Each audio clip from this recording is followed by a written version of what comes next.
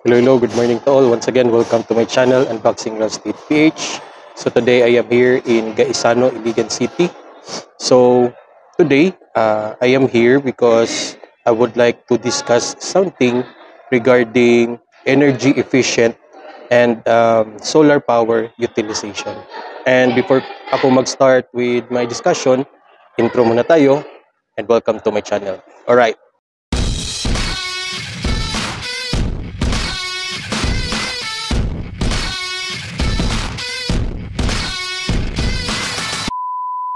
So bakit ko ba i-discuss itong energy efficient and solar power utilization? It's because usong-uso na ngayon yung renewable energy. And siguro most of us already know kung ano yung mga solar power, batteries, mga hybrid, on-grid na mga setup. Maybe some of us didn't know, especially in Iligan City, that we have a project that is still ongoing na nag-o-offer ng mga solar-powered houses. So today, I will be discussing some of the advantages of solar power houses and bakit it is a necessity na meron tayong ganito. Alright? First of all, in the Philippines, we are abundant in sunlight. Right? Minsan nga umuulan kahit may sunlight. And most of the time talaga sa Philippines, sunny talaga yung weather natin. Kahit nasa season tayo ng rainy season, pero araw-araw talaga merong sun na nakikita natin. And it is very effective for us that we are in tropical countries like Philippines na gumamit tayo ng mga solar panels, mga solar system in our houses. And it would help us save energy, electricity into our homes. If we harness renewable energy, it would help also our environment. It will also reduce our carbon footprints. And aside from that, the main reason why we are having this kind of setup is because we all know in the Philippines, medyo mahal yung electricity bill natin. So if you have a solar setup, a hybrid setup, even though it's an on-grid setup, makakasave talaga tayo. And knowing Philippines, mainit, so kailangan talaga natin ng air conditioning, electric fan, and mga mechanical products or appliances that will help the interior of our house na malamig.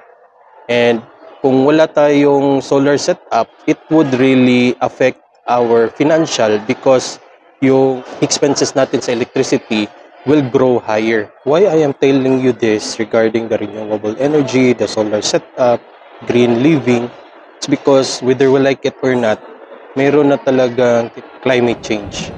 And climate change was due to our excessive use of carbon, and it is called carbon footprints. Kaya marami ng mga companies ngayon na nag-offer, especially mga sasakyan, they are now offering electric cars. No? So if an electric car can be used as renewable vehicle, malesser yung carbon footprint natin, how much more sa mga bahay. And as we all know that tayo dito sa Pilipinas, we are the recipient of the climate change. And kung napapansin niyo, every year mayroong bagyo talaga na dumadaan sa atin.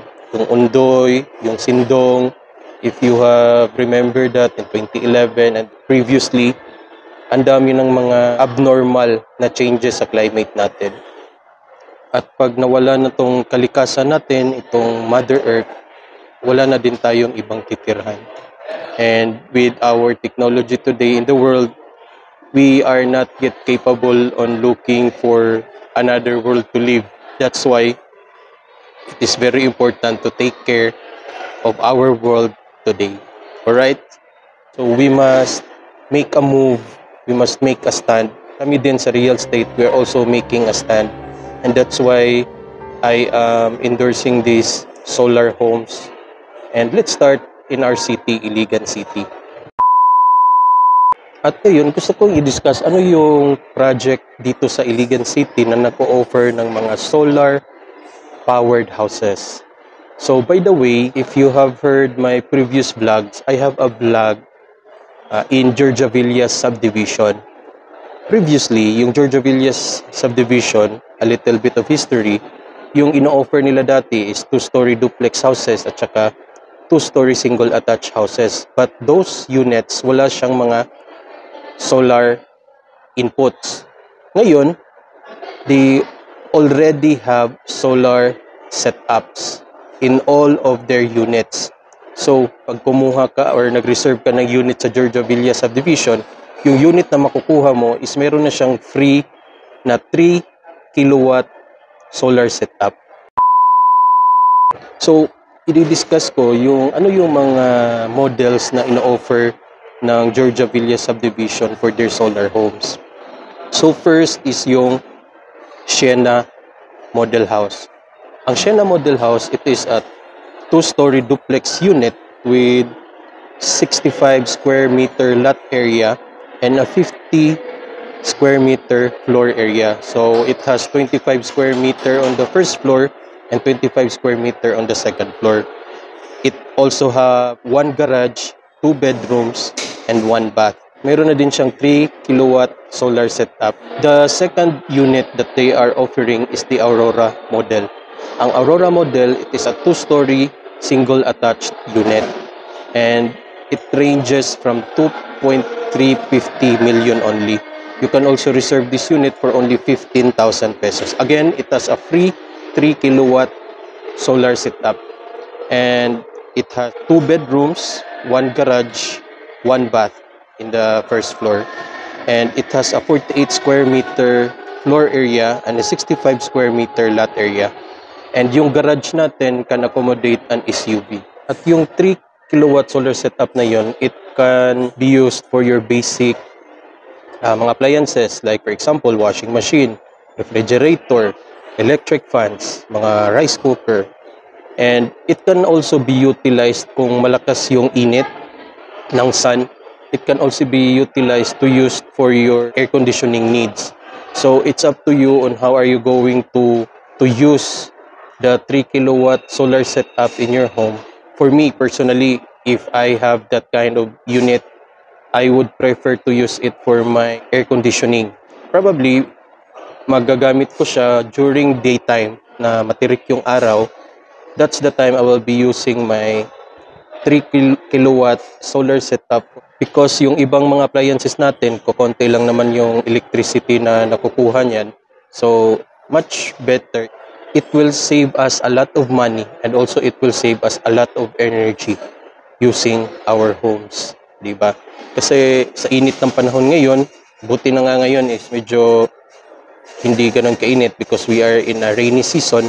But during summer or most of the time in the Philippines, especially in Iligan City, mainit talaga. And we have to utilize using these renewable energy sources on our advantage para mas makasave tayo sa pang-araw-araw nating mga gastusin. So, yung mga details, you can comment down below so that I can answer them to you. But at yung mga unit na to pala, yung type ng setup niya ng solar setup is hybrid. So, ibig sabihin ng hybrid solar setup is meron siyang solar setup and meron din siyang connection from our electric utility, ILPI. Meron ding isa yung off-grid. Pero yung off-grid, full solar setup lang talaga siya. So, ibig sabihin, 24 hours, yung nagpapaandar ng bahay mo is yung solar setup mo. So, ito din pala, kung gusto mong mas malaki yung setup ng solar mo, since it's 3 kilowatt lang yung in-offer nila for free, pwede kang magpa-setup ng mas malaking setup depending on the appliances that you have and the appliances that you want to connect with the solar system. So, meron silang 5 kilowatt setup, 8 kilowatt setup, and i-base din nila yan kung gaano kalaki yung ceiling. Kasi yung solar panels, nilalagay nila yan sa taas so that it has a direct connection with the sunlight. Alright? And on the incoming days, I will also discuss more about this kind of units, the Georgia Villa subdivision units. And probably I will gonna visit the office of the Georgia Villas subdivision and saan tayo pwedeng mag-reserve para maipakita ko sa inyo. No, let's advocate green living, let's advocate renewable energy.